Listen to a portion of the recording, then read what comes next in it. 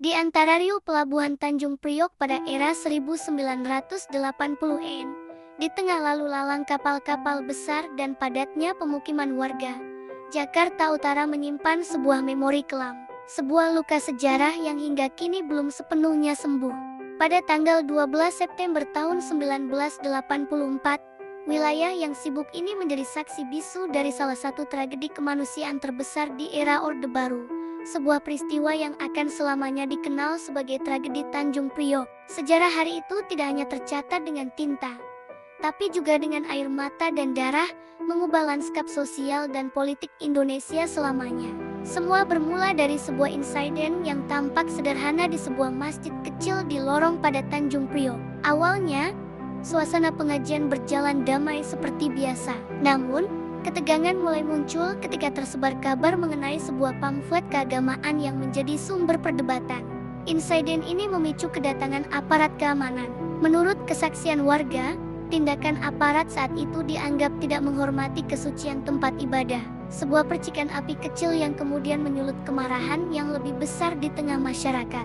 Dari sebuah masalah lokal, isu ini dengan cepat berkembang menjadi simbol perlawanan terhadap apa yang dirasakan sebagai ketidakadilan dan arogansi kekuasaan pada masa itu. Kabar mengenai insiden di masjid menyebar dari mulut ke mulut dengan sangat cepat. Warga mulai berkumpul, menuntut klarifikasi dan permintaan maaf dari aparat yang terlibat. Tokoh masyarakat dan ulama setempat mencoba menenangkan situasi, namun sekaligus menyuarakan kekecewaan umat. Di sekitar masjid, massa yang berkumpul semakin banyak. Semangat solidaritas dan kemarahan bercampur menjadi satu. Suasana yang tadinya hanya tegang berubah menjadi penuh tekanan. Tanjung Priok, yang biasanya disibukkan dengan aktivitas ekonomi, kini terpusat pada satu titik, menunggu apa yang akan terjadi selanjutnya. Setiap orang merasakan bahwa malam itu akan menjadi malam yang panjang dan menentukan. Saat malam tiba, jalanan menjadi semakin gelap, hanya diterangi oleh lampu-lampu jalan yang redup. Ketegangan mencapai puncaknya ketika aparat keamanan dalam jumlah yang sangat besar mulai berdatangan. Truk-truk militer memasuki wilayah tersebut, dan barisan aparat bersenjata lengkap mulai mengambil posisi. Kehadiran mereka, yang seharusnya menenangkan, justru membuat situasi semakin tidak terkendali. Teriakan-teriakan protes terdengar semakin keras, berbalas dengan instruksi-instruksi tegas dari aparat. Aksi saling dorong tak terhindarkan, dan kepanikan mulai menyebar di antara kerumunan warga yang merasa terdesak dan terintimidasi. Inilah puncak tragedi itu. Bentrokan fisik antara warga dan aparat tidak dapat dihindari lagi.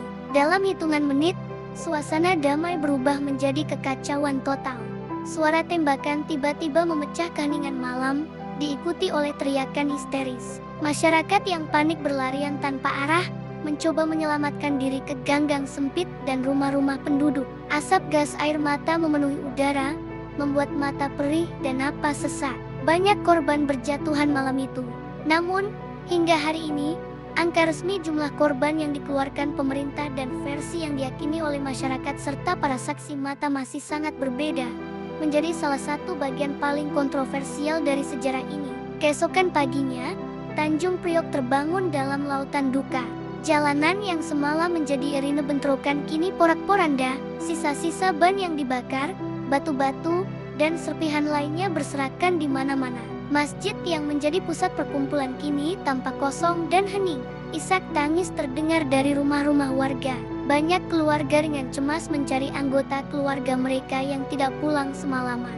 Sebagian dari mereka ditemukan di rumah sakit, sebagian lagi ditahan oleh aparat keamanan. Dan yang paling menyedihkan, sebagian lainnya tidak pernah kembali lagi untuk selamanya. Jakarta Utara berduka, sebuah luka kolektif yang dalam tertore di hati warganya. Tragedi ini dengan cepat menjadi berita nasional, meskipun pemberitaannya sangat terkontrol. Pemerintah Orde Baru segera mengeluarkan pernyataan resmi versi mereka mengenai kronologi dan penyebab kejadian. Versi ini menekankan adanya provokasi dari kelompok ekstremis yang ingin mengganggu stabilitas nasional. Namun, banyak pihak, termasuk organisasi hak asasi manusia dan kelompok-kelompok kritis lainnya, menilai bahwa tragedi ini ditangani secara tertutup. Informasi yang beredar sangat terbatas dan sepihak. Banyak fakta penting yang sengaja disembunyikan dari publik, meninggalkan lebih banyak pertanyaan daripada jawaban, dan menanam benih ketidakpercayaan yang mendalam terhadap pemerintah. Selama bertahun-tahun, kasus Tanjung Priok seolah terkubur dalam senyap di bawah tekanan rezim. Namun, api perjuangan untuk keadilan tidak pernah padam. Setelah reformasi 1998 yang meruntuhkan kekuasaan Orde Baru, angin perubahan membawa harapan baru. Atas desakan keluarga korban dan para aktivis HAM, kasus ini akhirnya dibuka kembali. Pengadilan Hak Asasi Manusia ad hoc untuk kasus Tanjung Priok pun dibentuk. Proses hukum berjalan, meski sangat panjang, berliku, dan menuai banyak kontroversi. Bagi keluarga korban, persidangan ini adalah harapan untuk mendapatkan kebenaran. Meskipun hasilnya seringkali tidak sesuai dengan apa yang mereka harapkan. Kini, puluhan tahun telah berlalu. Tanjung Priok telah berubah. Pelabuhan semakin modern, gedung-gedung baru berdiri, dan kehidupan terus berjalan. Namun, di balik semua perubahan fisik itu, ingatan akan tragedi 1984 tidak pernah hilang. Tragedi Tanjung Priok tetap menjadi sebuah luka sejarah yang membekas, sebuah babak kelam yang terus menghantui, terutama bagi para keluarga korban yang masih menantikan keadilan seutuhnya.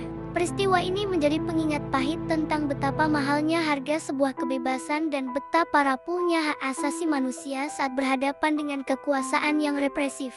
Sejarah tidak boleh dilupakan, agar kesalahan yang sama tidak terulang kembali. Peristiwa Tanjung Priok 1984 adalah pelajaran yang sangat penting bagi kita semua sebagai sebuah bangsa, sebuah pengingat abadi tentang perlunya menegakkan keadilan, menjaga keterbukaan, dan selalu mengedepankan nilai-nilai kemanusiaan dalam setiap sendi kehidupan berbangsa dan bernegara.